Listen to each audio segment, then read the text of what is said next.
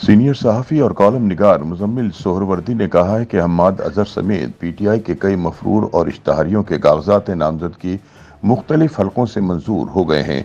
हालांकि वो लोग अभी तक कानून को मतलूब हैं। अबूरी जमानत हर शहरी का हक है और इस हक से कोई भी अदालत किसी भी तरह इनकार नहीं कर सकती, लेकिन आम इंतखाबात कौम की नुमाइंदगी करने का मामला है। क्या मफरूरों और इश्तहारियों को अवामी नुमाइंदगी करने का हक दिया जा सकता है? क्या मफरूरों और इश्तहारियों को ये सहूलत देना जायज़ है कि इनके अदालत के सामने पेश हुए बगैर भी उनके कागजात नामजदगी की जांच पड़ताल हो सकती है और इन्हें मंजूर भी किया जा सकता है? अगर किसी माली डिफ़ाल्टर को इंतखाबात में हिस्सा लेने की इजाज़त नहीं, तो फिर कानून और निज़ाम इंसाफ का डिफ़ाल्टर कैसे इंतखाबात में हिस्सा ले सकता है? अपने एक कॉलम में मुज़म्मिल सोहरवर्दी कहते हैं कि इमरान खान और शाह महमूद कुरैशी की जमानत मंजूर करते हुए सुप्रीम कोर्ट के ये रिमार्क्स भी सामने आए हैं कि दोनों रहनुमाओं ने आम इंतखाबात में हिस्सा लेना है। लिहाजा जमानत के लिए ये एक वजह काफ़ी है, क्योंकि आम इंतखाबात में हिस्सा लेने से किसी को भी रोका नहीं जा सकता। क्या ये उसूल, इस्तदलाल और मंतक कानून के मुताबिक है? क्या कानून की नज़र में किसी मुल्जिम की जमानत के लिए सिर्फ इंतखाबात में हिस्सा लेने की एक ही वजह काफ़ी हो सकती है, चाहे इसका जुर्म कितना भी संगीन क्यों ना हो? तहरीक इंसाफ के कई रहनुमा जो काफ़ी अरसे से कानून को मतलूब और इश्तहारी करार दिए गए थे, उन्होंने भी इसी बुनियाद पर मुख्तलिफ अदालतों से फौरी अबूरी जमानतों के लिए रुजू किया। अदालत ने इन्हें भी कागजात जमा कराने की इजाज़त दे दी और इन्हें अबूरी जमानतें भी दे दी गई हैं। सवाल यह है कि क्या मफरूरों और इश्तहारियों को ये सहूलत देना जायज़ है कि इनके अदालत के सामने पेश हुए बगैर भी इनके कागजात नामजदगी की जांच पड़ताल हो सकती है और इन्हें मंजूर भी किया जा सकता है? क्या इंतखाबात में हिस्सा लेना किसी मुल्जिम की जमानत के लिए काफ़ी वजह है? अगर इस मंतक को कबूल कर लिया जाए तो फिर पाकिस्तान की जेलों में हज़ारों ऐसे कैदी हैं जिन्हें हतमी सज़ा नहीं हुई। वो अपने अपने हलकों से इलेक्शन लड़ने के लिए कागजात नामजदगी जमा करवा दें, इसकी कॉपी अदालत में जमा करवाएं और जमानत पर रिहाई हासिल कर लें। हमारा निज़ाम इंसाफ यकसा इंसाफ के असूल पर कायम है। इसमें मकबूल और गैर मकबूल, अमीर और गरीब, बड़े और छोटे की कोई तमीज़ या इम्तियाज़ नहीं। लिहाजा इस बात की कोई अहमियत नहीं होनी चाहिए कि कागजात नामजदगी किसने जमा करवाए हैं। बात उसूल या कानूनी नज़ीर की है कि इंतखाबात लड़ना जमानत के लिए वाहिद वजह काफ़ी है।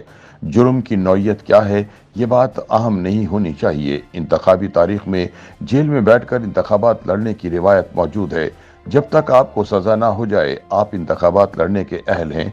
इसलिए लोग जेल से बैठकर इंतखाब लड़ते रहे हैं।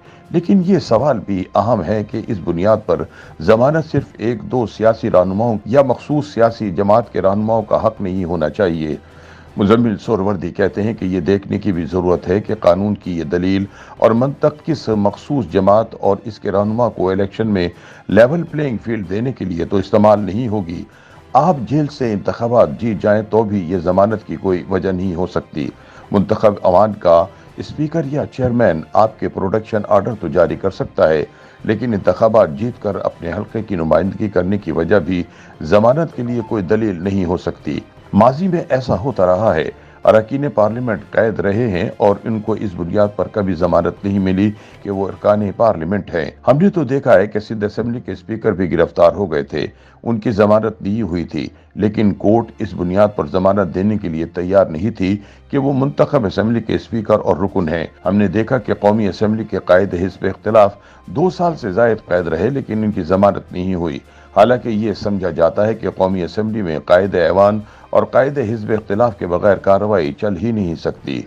लेकिन ना तो कौमी असेंबली के कायद हिज़्ब इख्तिलाफ की जमानत होती थी और ना ही प्रोटेक्शन आर्डर जारी किए जाते थे।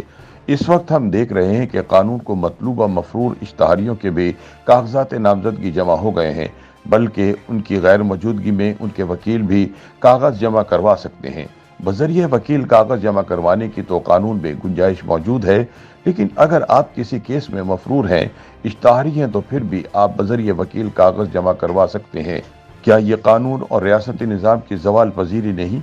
क्या हमारा निज़ाम कानून और हमारा निज़ाम इंतखाब कमज़ोर नहीं हो जाएगा?